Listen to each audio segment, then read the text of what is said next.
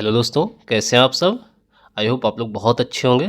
But यार मेरी तबीयत थोड़ा गड़बड़ हो गई है, वायरल फीवर हो चल ही रहा है। ये वीडियो कल अपलोड होनी थी बट तबीयत ख़राब होने की वजह से ना मैं कल क्विज़ अपलोड कर पाया, ना ही मैं ये वीडियो और लेक्चर अपलोड कर पाया। तो आज ये वीडियो एसएससी एमटीएस 2023 के प्रीवियस ईयर की जो सीरीज़ हमारे चैनल पर चल रही है उससे रिलेटेड है। मैंने अभी तक के इससे पहले की जितनी भी शिफ्ट हुई थी लगभग 13 से 14 वीडियोस मैंने अपलोड कर दिया है, डीप एनालिसिस के साथ, विद ईच ऑप्शन एक्सप्लेनेशन के साथ। आज मैं जो वीडियो अपलोड कर रहा हूँ, ये वाली जो बना रहा हूँ, ये 8 सितंबर की सेकंड शिफ्ट की वीडियो है। इससे पहले आपने और वीडियोस नहीं देखी तो आप ज़रूर देखिएगा उसको। और मैं आपको बता देना चाहता हूँ कि न सिर्फ मैं यहाँ पर आपको पेपर सॉल्व करा रहा हूँ, बल्कि जितने ऑप्शन हैं सबको अच्छे से एक्सप्लोर कर रहा हूँ, हर एक चीज़ को डिटेल में समझा रहा हूँ। हमारे चैनल पर सीजल मेन से रिलेटेड एक सीरीज चल रही है जिसमें आपको अल्टरनेटिव डेज पर एक शॉर्ट मिलती रहेगी, ठीक है ना। तो अभी भी जिसका एसएससी एमटीएस का एग्ज़ाम चल रहा है उनके लिए ये वीडियो बहुत ज़्यादा हेल्पफुल होने वाली है। जिनका लास्ट टाइम है, अगर वो बहुत ज़्यादा मॉक की प्रैक्टिस नहीं करें तो आप इससे अपना मॉक टेस्ट भी चेक कर सकते हैं। तो चलिए वीडियो को स्टार्ट करते हैं। बट मैं आपको बता दूं, मेरी थोड़ी आवाज़ हो सकता है कुछ गड़बड़ इसमें सेव होती हो, बट तबीयत ठीक ना होने की वजह से थोड़ा वैसा हो गया है। तो इतना आप मैनेज कर सकते हैं, इसके लिए मैं सॉरी बोल रहा हूँ आपसे। तो चलिए बिना देर के अपनी वीडियो को स्टार्ट करते हैं। फर्स्ट क्वेश्चन हमारा आता है जो इंग्लिश लैंग्वेज एंड कम्प्रहेंशन का था। बोल रहा है कि select the option that rectifies the spelling of the underlined word in the given sentence. एक सेंटेंस दिया गया है, he felt privileged to have received the country's greatest honour, और इसमें एक वर्ड को अंडरलाइन किया गया है और इसका आपको करेक्शन बताना है कि सही स्पेलिंग क्या होगी। जो यहाँ स्पेलिंग लिखी हुई है सेंटेंस में, बहुत लोग इसको समझ भी नहीं पाते हैं कि पूछ क्या आ रहा है, ठीक है ना। जो स्पेलिंग यहाँ दी हुई है, कह रहा है कि underlined word in the given sentence, rectify करना है इसको। तो प्रिविलेज मीन्स सबसे पहले होता क्या है। प्रिविलेज मीन्स होता है किसी चीज़ का विशेषाधिकार, जिसका अगर सिनोनिम्स आपसे पूछा जाए तो आप क्या कहेंगे, एडवांटेज। देखिए थोड़ा टाइम दीजिएगा हमको, मैं आपको अच्छे से डिटेल में समझाऊंगा। देखिए कोई ये लेक्चर है, कोई शॉर्ट्स वीडियो तो है नहीं कि मैं आपको जल्दी जल्दी फटाफट घोल कर पिला दूँ। तो पेशेंस रखिएगा, हर चीज़ आपको डिटेल में समझ में आएगा। एडवांटेज सिनोनिम्स है इसके, एडवांटेज, अलायंस। और मैं ज़्यादा इस पर इसलिए नहीं लिखता, बहुत टाइम टेकन हो जाएगा। तो मैं जो बोल रहा हूँ उसको बस आप ध्यान से सुनिएगा। Advantage, allowance and authorisation, authorisation ये हो जाएगा। अब चलिए इसकी करेक्ट स्पेलिंग क्या होती है। देखिए इसमें मैंने काफ़ी, जो हमारे भाई जो काफ़ी दोस्त हैं हमारे लाइब्रेरी में जो भी, तो प्रिविलेज की स्पेलिंग अक्सर करके वो गलत कर देते हैं अपने मॉक टेस्ट में भी। तो प्रिविलेज की स्पेलिंग आपको ये लगता है कि डी बीच में आएगा, बट प्रिविलेज में कहीं भी डी बीच में नहीं आता है। प्रिविलेज की स्पेलिंग होती है PRIVILEGED। ये आपकी प्रिविलेज की स्पेलिंग करेक्ट हो जाएगी। आई होप आपको समझ में आया होगा। मैं एक क्वेश्चन पे फुल टाइम दूंगा, बढ़िया से टाइम दूंगा, आपको डिटेल में समझाने की कोशिश करूंगा, ठीक है ना। तो नेक्स्ट क्वेश्चन है हमारा, बोला कि select the option that can be used as a one word substitution. तो वन वर्ड सब्सटीट्यूशन देखिए, मैं आपको ये सजेस्ट करूंगा कि आप एग्जाम हॉल में जब बैठें तो आप पूरा क्वेश्चन पढ़ने की कोशिश ना करें। अगर आपको एक लीड मिल जा रही है, जैसे वन वर्ड सब्सटीट्यूशन बोलते हैं, तो इसके आगे पढ़ने की कोई ज़रूरत नहीं। वन वर्ड सब्सटीट्यूशन या तो एक सिंगल वर्ड में दिया रहेगा या फिर एक सेंटेंस के अंदर आपको अंडरलाइन करके दिया रहेगा। तो वन वर्ड सब्सटीट्यूशन जो कि एक सेंटेंस दिया हुआ है, कह रहे हैं कि hundreds of people were removed from a place by the government recently due to a war like situation. ये कह रहा है लगभग सैकड़ों की तादाद में बहुत से लोगों को एक जगह से दूसरी जगह पहुंचाया गया गवर्नमेंट द्वारा, जो कि हाल ही में वार लाइक सिचुएशन बनने के कारण, युद्ध जैसी स्थिति उत्पन्न होने के कारण। तो रिमूव्ड फ्रॉम अ प्लेस, इसका क्या मतलब होता है। जब गवर्नमेंट कोई इनिशिएटिव चलाती है, जैसे आप जिस जगह रह रहे हैं, दिल्ली के कोई छोटे से इलाके में रह रहे हैं या बिहार में, तो मान लीजिए वहाँ फ्लड आता है, वार लाइक सिचुएशन हो जाती है, तो आपको वहाँ से वो गवर्नमेंट हटाने की कोशिश करती है कि यहाँ जान माल को ज़्यादा खतरा ना पहुँचे। तो उसी को, उसके सेंस में हम यहाँ यूज़ करते हैं इवाकुएट करना, ठीक है ना। इवाकुएट करना, इवाकुएट मीन्स होता है रिमूव्ड टू सेफ्टी। ये होता है इमरजेंसी डिपार्चर, इमरजेंसी डिपार्चर, इसको ज़रूर लिखिएगा, ठीक है ना। मैं यहाँ जो एक एक वर्ड आपको हाईलाइट करूँगा बहुत ज़्यादा इंपॉर्टेंट होगा। असैसिनेटेड, असैसिनेटेड की स्पेलिंग बहुत ज़्यादा इंपॉर्टेंट है। ये ऐसा कोई एग्ज़ाम नहीं है यार कि CHSL में ना आई हो, CGL में ना आया हो, MTS में ना पूछा जाए, या CPO में ना पूछा जाए, स्टेनो में ना पूछा जाए। ये हर एक एग्ज़ाम में पूछा जाता है असैसिनेटेड की स्पेलिंग। मैंने आपको बताया था, सिंपल आपको लर्न करना है इसकी स्पेलिंग कैसे मैं बताता हूँ। सबसे पहले गधे की स्पेलिंग तो ऐश पता है आपको ना, ASS, उसको आपको 2 बार ही लिखना है, ASS। फिर इसी को एक बार और लिख देना, ASS। ऐसे हो गया ना, ठीक है ना। एसेसिन, ये आप ध्यान रखिएगा बस, इसके आगे की हर चीज़ आपको लर्न हो जाएगी। एसेसिनेटेड, इसका क्या मतलब होता है? एसेसिनेटेड मतलब होता है किसी भी हाई प्रोफाइल व्यक्ति की जब टारगेटेड किलिंग की जाती है, जब उसका मर्डर किया जाता है, तो उसे एसेसिनेटेड कहते हैं। जैसे अपने देश में जो प्रधानमंत्री रहे इंदिरा गांधी के, एसेसिन उनके लिए वर्ड यूज़ होता है, क्योंकि वो एक हाई प्रोफाइल पोस्ट थे, हाई प्रोफाइल लोग थे, तो उनका जो टारगेटेड किलिंग होता है उन्हीं के सेंस में हम ये एसेसिनेटेड यूज़ करते हैं। Next option, invaded. Invaded means होता है किसी भी चीज़ में आप फोर्स लगाकर उस चीज़ को अतिक्रमण करना चाहते हैं, ठीक है ना। जैसे इन्वेडेड एक सेंस में ये भी यूज़ कर सकते हैं, जैसे किसी स्टेट में कुछ अराजकता ज़्यादा होने लगती है, तो प्रेसिडेंट क्या करता है वहाँ पर, उसको मिलिट्री को बोलता है कि मिलिट्री टेक ओवर हो जाएगा, तो वही है इन्वेड करना एक तरीके से। Entered forcibly, military take over जिसे कहते हैं, ठीक ना। टर्मिनेटेड वो आपको पता है ना कि सेशन टर्मिनेट हो जाता है। बहुत से एप्लीकेशन फॉर्म ऐसे निकलते हैं जिस पर आप विदिन 15 मिनट अगर फॉर्म अप्लाई नहीं करेंगे तो वो साइट क्लोज हो जाएगी, आपको फिर से उसमें लॉगिन करना पड़ेगा, ठीक है ना। तो टर्मिनेटेड वही हुआ, इंडेड कर देना, स्टॉप कर देना, रोक देना, ठीक है ना। आई होप आपको क्लियर हुआ होगा। नेक्स्ट क्वेश्चन नंबर 3 की तरफ हम चल रहे हैं। पूछ रहा है कि select the most appropriate meaning of the underlined idiom in the following sentence. एक सेंटेंस दिया गया है आपको, बोला कि buying a home in the city centre will cost you an arm and a leg, और कुछ वर्ड्स अंडरलाइन किए गए हैं जो कि ईडियम के फॉर्म में हैं, तो इसी को इडियोमेटिक जो आपको दिया हुआ है इसी का आपको मीनिंग बताना है, ठीक है ना। तो अगर आपको एग्जैक्टली मीनिंग नहीं समझ में आ रही कि इस इडियम की मीनिंग क्या होगी, तो आपको अच्छे से सेंटेंस पढ़ना है, सेंटेंस का सेंस निकालना है। देखिए यहाँ किसी घर के खरीदने की बात हो रही, किसी होम की बात हो रही है जो शहर के बीचों बीच, तो आप अगर कोई भी मकान अपना शहर के बीचों बीच, दिल्ली के बीचों बीच, कनॉट प्लेस पर, हरियाणा में कहीं बीचों बीच ले रहे हैं, तो आपको बहुत महंगा पड़ेगा ना, in comparison to rural area, in comparison to other corner area, ठीक है ना। तो वही कह रहा है कि will cost you an arm and a leg, इसका मतलब ये हुआ कि आपको बहुत महंगा पड़ेगा, तो बस उसका सीधा सा सेंस निकल गया, नथिंग एक्स्ट्रा नहीं, ये ऑप्शन नहीं होगा। A large amount of money, आपको एक झोला भर के पैसा देना पड़ेगा, एक बहुत बड़े अमाउंट में पैसा देना पड़ेगा। आई होप आपको क्लियर हुआ होगा, ठीक है ना। स्मॉल अमाउंट तो हो नहीं सकता क्योंकि आप शहर के बीच में मकान ले रहे हैं जिसके लिए आपको ज़्यादा पे ऑफ करना पड़ेगा, तो ठीक है, ये ऑप्शन आपका करेक्ट हो जाएगा। नेक्स्ट क्वेश्चन नंबर 4 है हमारा, कह रहा है कि select the option that can used as an one word substitute for the given group of words। क्या दिया हुआ सेंटेंस आपको, कह रहा है कि one who has love for mankind, या और करके भी दिया है, one who makes an active effort to promote human welfare, एक ऐसा व्यक्ति जो सिर्फ मानव कल्याण के लिए काम करता हो। तो सबसे पहले अच्छे से सारे ऑप्शन समझते हैं। फिलोसफर क्या होता है?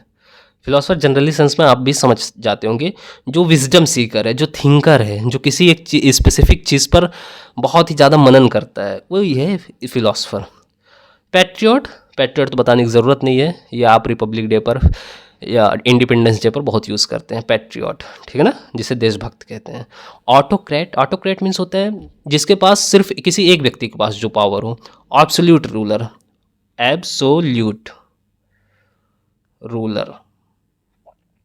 ये हो जाएगा autocrat. Philanthropist means one who has love for Mankind, जो ह्यूमन वेलफेयर के लिए काम करता है, उसी को हम फिलैंथ्रोपिस्ट कहते हैं। आई होप आपको क्लियर हुआ होगा। नेक्स्ट क्वेश्चन नंबर 5 है हमारा। ईडियम यहाँ भी पूछा गया है, और ये जो ईडियम पूछा गया है one of the most important idiom है। अभी जो सीजीएल के एग्जाम हुए लगभग उसमें ये 100% ये पूछा गया। मैंने इसको कम्युनिटी पोस्ट में भी अपलोड किया, टेलीग्राम पर भी डाला था, ये क्वेश्चन उसमें भी आया।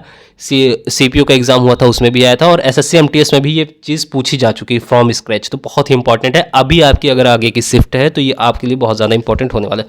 फ्रॉम स्क्रैच मीन्स होता है, इसको कैसे लर्न करेंगे, निमोनिक से इसको लर्न करिए। जब आपके घर के किसी दीवार पर स्क्रैच आ जाती है या कुछ भी ऐसा हो जाता है, तो सबसे पहले उसको रगड़ा जाता है, स्क्रैच किया जाता है, रबिंग की जाती है, ताकि फिनिशिंग जो इसके ऊपर कलर कवर चढ़ाया जाए वो काफ़ी अच्छी फिनिशिंग आए। तो वही फ्रॉम स्क्रैच मतलब होता है फ्रॉम स्किन डिजीज नहीं, ये तो हो नहीं सकता। फ्रॉम अटर डिसऑर्डर नहीं, फ्रॉम डेथ नहीं। फ्रॉम स्क्रैच मीन्स होता है फ्रॉम द वेरी बिगिनिंग, एकदम शुरू से शुरू करना। जैसे आप सीजीएल 2024 आपका प्रीलिम्स अच्छा नहीं गया, तो आपने क्या किया, फ्रॉम स्क्रैच तो स्टार्ट नहीं किया, आपने बस एक नई शुरुआत की। अपने जो आपने लापरवाही की, जो आपने कुछ मॉक्स नहीं लगाए, उस चीज़ की जो कमी थी, तो उसने आपने शुरू से काम करना शुरू किया। तो फ्रॉम द बिगिनिंग ये ऑप्शन आपका करेक्ट हो जाएगा।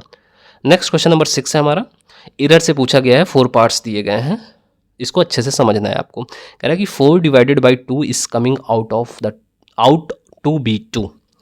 देखिए अब इसमें इरर पार्ट बहुत लोग कंफ्यूज हो जाएंगे, जो ग्रामर रूल्स को नहीं पढ़े होंगे, जो और भी चीज़ें अच्छे से मॉक्स नहीं दिए होंगे, तो वो इसमें कंफ्यूज हो सकते हैं।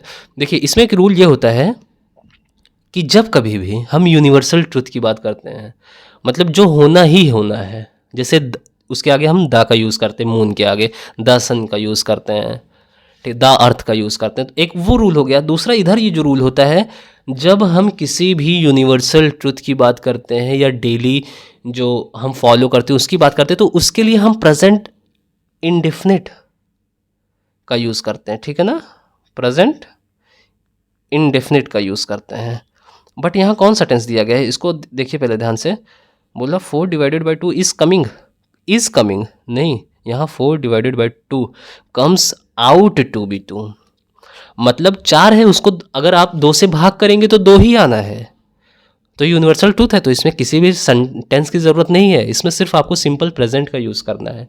जैसे मैं कहूँ the sun rises in the east, तो यहाँ the sun is rising in the east, ये नहीं होगा, ठीक है ना। आई होप आपको क्लियर हुआ होगा। नेक्स्ट क्वेश्चन नंबर हमारा 7 है। यहाँ भी आपको ईडियम से पूछा गया है, एक सेंटेंस दिया गया है, उसमें ईडियम कुछ अंडरलाइन किए गए। पूछ रहे the detective went the whole 9 yards in his investigation. किसी डिटेक्टिव की बात की जा रही है जो स्पेसिफिक रूप से हायर किया गया है किसी मैटर को सॉल्व आउट करने के लिए। उसने जो उसको केस दिया गया उसने इन्वेस्टिगेशन की पूरी एक अच्छी तरीके से इन्वेस्टिगेशन बोला वेंट द होल 9 yards, मतलब इन्वेस्टिगेशन अच्छे तरीके से की, जो पॉसिबल इफर्ट्स उससे हो सकते थे वो हर चीज़ के, उसने ज़मीन आसमान को एक कर दिया उस मैटर को डिस्क्लोज करने में, उस सेक्रेट को डिस्क्लोज करने में, ठीक है ना। तो द होल 9 yards मीन्स होता है एवरीथिंग ऑल द वे। क्या होता है, everything all the way. I hope आपको क्लियर हुआ होगा, मतलब जो भी संभव प्रयास हो सकते थे उसने किए।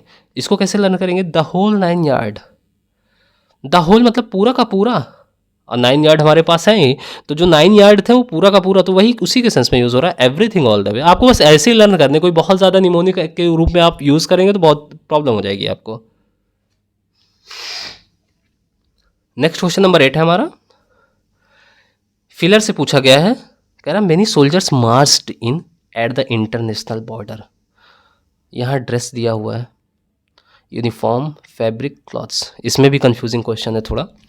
देखिए जो सोल्जर हैं जब वो मार्च करेंगे या मार्च नहीं भी करेंगे, तो सोल्जर्स का एक स्पेसिफिक अटायर होता है, स्पेसिफिक और एक स्टैंडर्ड अटायर होता है जिसे हम यूनिफॉर्म कहते हैं।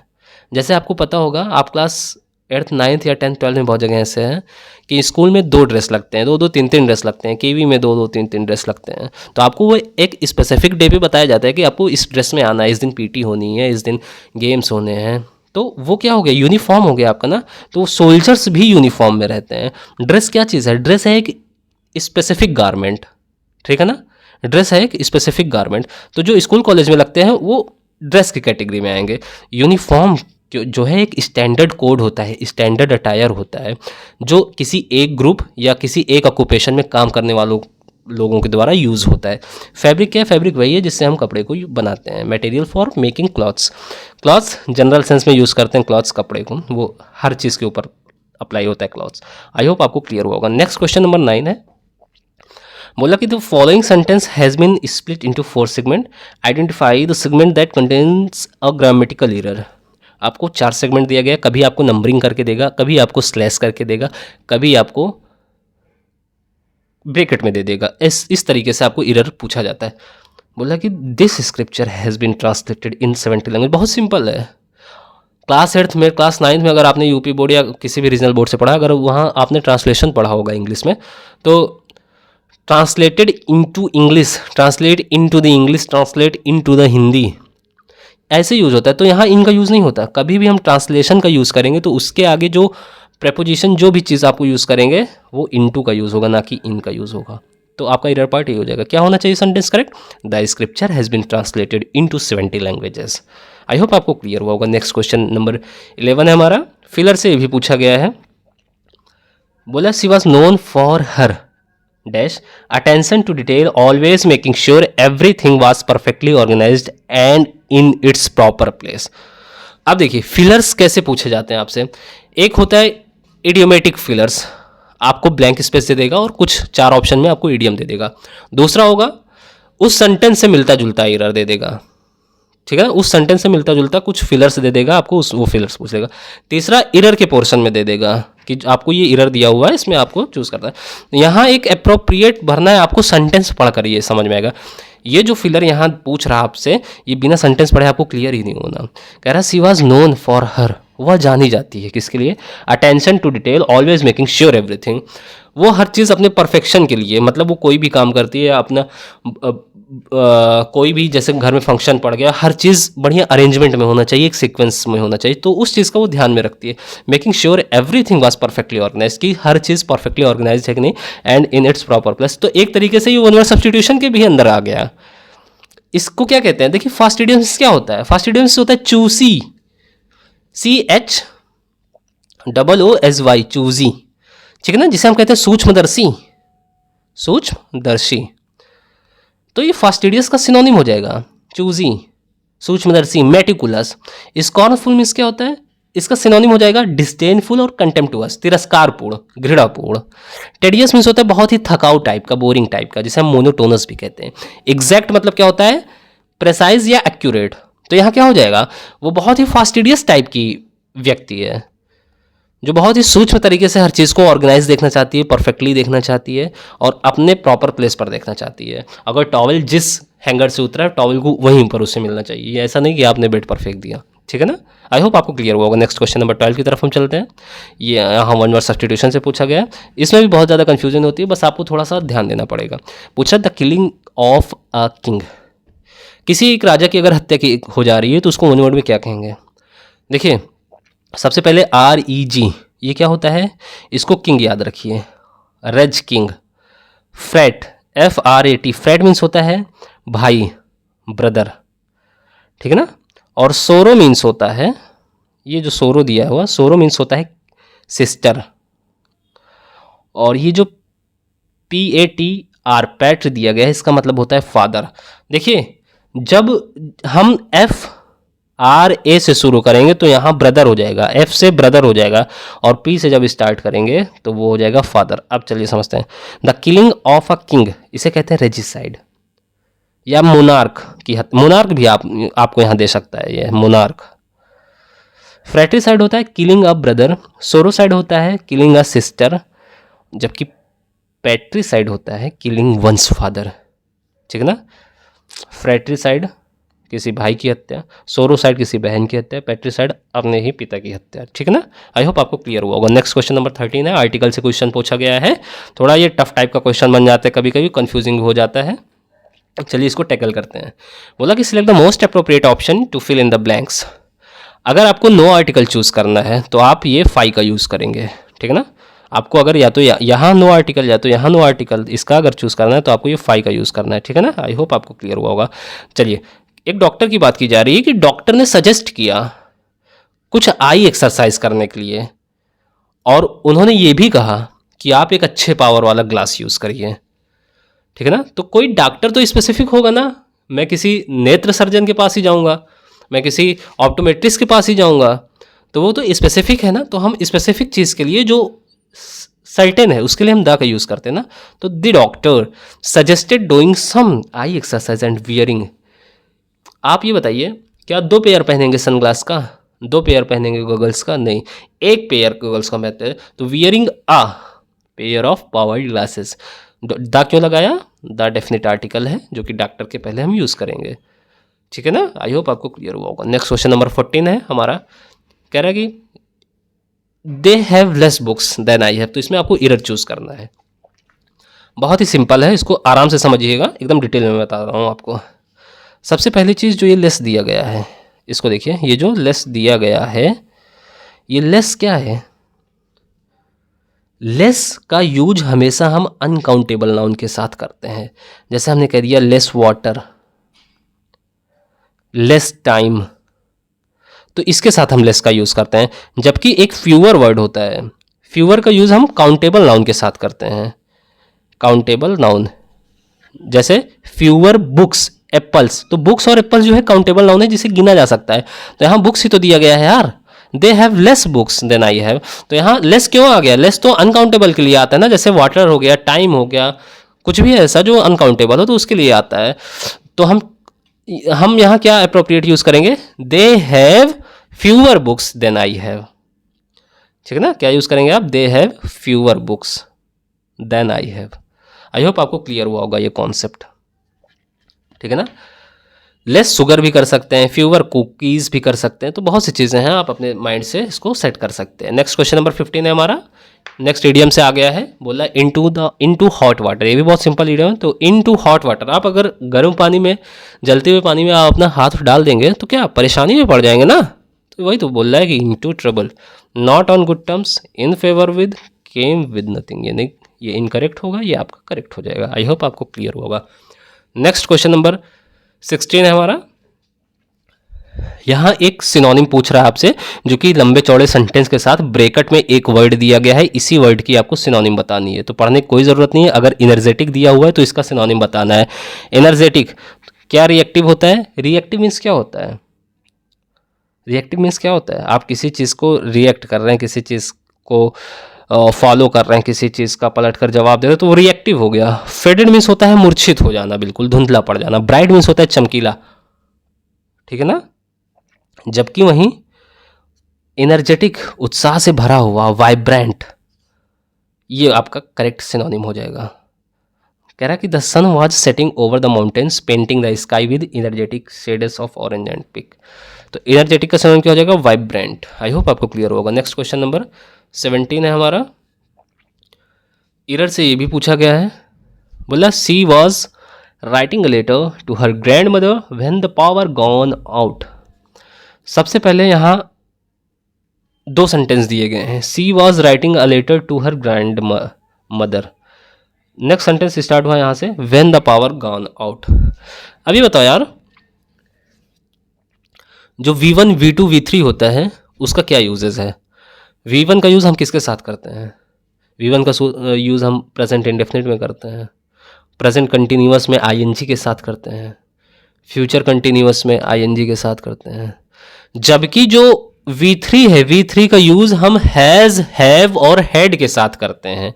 हैज़, हैव एंड हैड के साथ V3 का यूज़ करते हैं। तो यहाँ गॉन जो है V3 दिया गया है, बाकी सब सही है इसमें। She was writing a letter to her grandmother when the power gone out. Gone out नहीं होगा, गॉन आउट। देखिए यहाँ दो इंटरकनेक्टेड सेंटेंसेस है। एक पहला तो पास्ट कंटिन्यूअस टेंस में है, वाज वर के साथ ING आया हुआ है, राइट की राइट फर्स्ट फॉर्म है, इसमें ING लगाया गया है। और जो दूसरा सेंटेंस होगा वो पास्ट सिंपल पास्ट में होगा। सिंपल पास्ट का क्या रूल है? व्हेन द पावर, गो का तीनों फॉर्म होती, go, went and gone. Go, went, gone, ठीक है ना? तो यहाँ हम वेंट का यूज़ करेंगे, सिंपल पास्ट का यूज़ करेंगे, क्योंकि ऑलरेडी फर्स्ट सेंटेंस आपका पास्ट कंटिन्यूअस में दे दिया है। तो सेकंड सेंटेंस हम पास्ट इंडेफिनिट में यूज़ करेंगे, when the power went out. ये आपका करेक्ट ऑप्शन हो जाएगा। आई होप आपको क्लियर होगा। नेक्स्ट क्वेश्चन नंबर 18 है हमारा। एंटोनिम से पूछा गया है। एंटोनिम आपको बताया नॉन चालांट। नॉन चालांट मीन्स सबसे पहले ये समझिए होता है उदासीन टाइप का, जो कोई रिएक्ट ना करे, जिसे हम कहते हैं एपैथेटिक। अपैथेटिक, इनडिफरेंट, अनकंसर्न्ड, कैजुअल, इतने सारे सिनोनिम्स इसके होते हैं। फ्लेक्सिबल मीन्स होता है बहुत लचीला, केयरिंग, जो केयर करने वाला हो, जो बहुत ही रिएक्टिव टाइप का इंसान हो, जो बहुत ही ज़्यादा केयर करता हो। मार्वेलस, मार्वेलस मीन्स होता है बहुत ही अद्भुत, चमत्कारिकता से पूर्ण। कवर्ड मीन्स होता है बहुत ही सेक्रेट, गुप्त, कंसील करना, ठीक है ना? तो इसका जो अपोजिट वर्ड हो जाएगा, जो एंटोनिम्स हो जाएगा, नॉन चैलेंज मीन्स होता है उदासीन, जबकि केयरिंग मीन्स होता है बहुत ही ज़्यादा ध्यान देने वाला। आई होप आपको क्लियर हुआ होगा। नेक्स्ट क्वेश्चन नंबर 19 है हमारा। ये भी सिनोनिम से पूछ रहा है, कह रहा है कि ग्रीफ का आपको सिनोनिम बताना है। तो ग्रीफ मतलब होता है बहुत ही दुख से भरा हुआ, जिसे हम कहते हैं sorrow, sorrow and anguish. Anguish.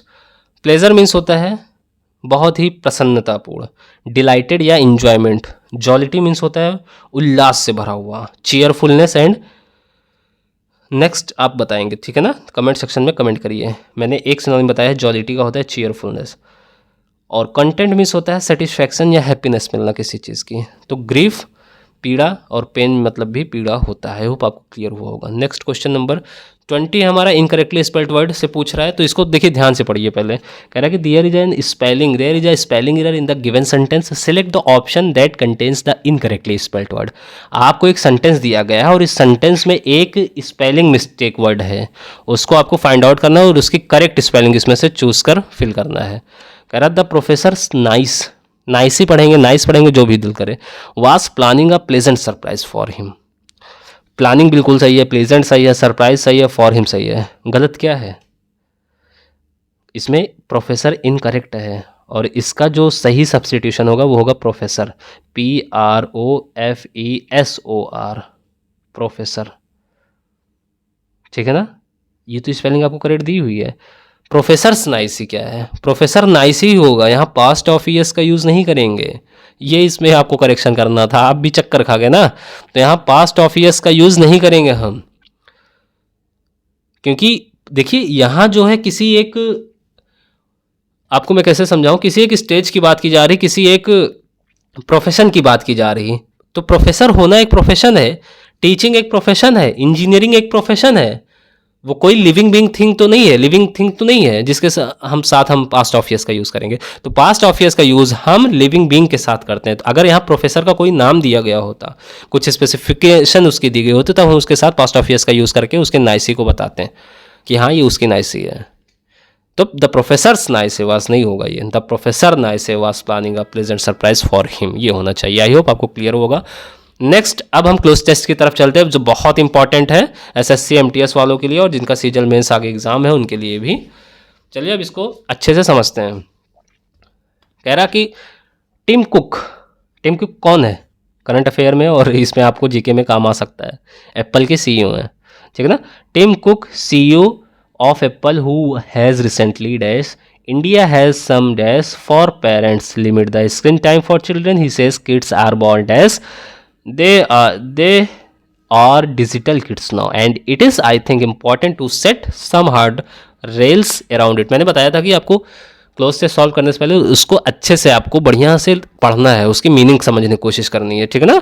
तो उसी के सीक्वेंस में मैं इसको रीड कर रहा हूँ। And it is I think important to set some hard rails around it. Various surveys of India children so alarming findings. A Saurashtra university survey of these 1000 children and their parents in Rajkot find that 92% students prefer playing mobile games over playing outside and 78% student dash to having their phone while having meals. In another survey by local circles, nearly 55% of parents admit that their children aged 9 to 13 have access to a smartphone throughout the day. अब देखिए यहाँ Tim cook की बात की जा रही है, जिन्होंने रिसेंटली क्या किया, इंडिया की बात की जा रही है, टिम कुक की बात की जा रही है। टिम कुक तो यहाँ रहेंगे नहीं इंडिया में, तो वो इंडिया में आएंगे, आने के लिए क्या यूज़ करते हैं ये सब। देखिए ये प्रेजेंट परफेक्ट टेंस की बात कर रहा है, तो हम यहाँ ING का यूज़ तो करेंगे नहीं। विजिटिंग, विजिट मतलब होता है वहाँ उपस्थित होना, जाकर वहाँ किसी चीज़ के लिए जाना, कि कोई फंक्शन कोई प्रोग्राम के लिए, तो टिम कुक यहाँ आए हुए थे। विजिट, देखिए who has recently, Tim Cook यहाँ पर सब्जेक्ट मेन ये है, ऑफ एप्पल हु के लिए हैज़ आ चुका है, वर्ब हु के लिए हैज़ आ चुकी है। तो टिम कुक के लिए हम सबसे पहले V2 लगाएंगे। V2 क्यों? पास्ट इंडेफिनिट टेंस में, क्योंकि उन्होंने यहाँ इंडिया में विजिट किया था, ना कि विजिट करने वाले हैं, ना कि विजिट कर रहे हैं। तो टिम कुक विजिटेड इंडिया, इतना पोर्शन आप हटाइए, पहले समझिए, इतना पोर्शन आप रिमूव कर दिए। CEO of Apple who has recently, ये रिमूव कर दिया। आपको ये देखना है टिम कुक विजिटेड, विजिट्स नहीं होगा, देखिए विजिट्स भी लग सकता है, बट अब ये परफेक्ट की बात कर रहा है, मतलब वो काम हो चुका है, तो यहाँ V2 का यूज करेंगे आप, ठीक है ना। Tim Cook visited India, has some क्या, हैज सम उनकी कुछ एडवाइस है जो कि इंडियन पेरेंट्स के लिए है। किस रेफरेंस में? इस रेफरेंस में कि अपने बच्चों को कम स्मार्टफोन यूज करने दें। इस रेफरेंस में टिम कुक की इंडियन पेरेंट्स के लिए एक बहुत ही बेहतर एडवाइस है। तो एडवाइस देखिए, एडवाइस दो तरीके का होता है। एक होता है ADVICE जो दिया हुआ है इसमें, दूसरा होता है ADVISE एडवाइस।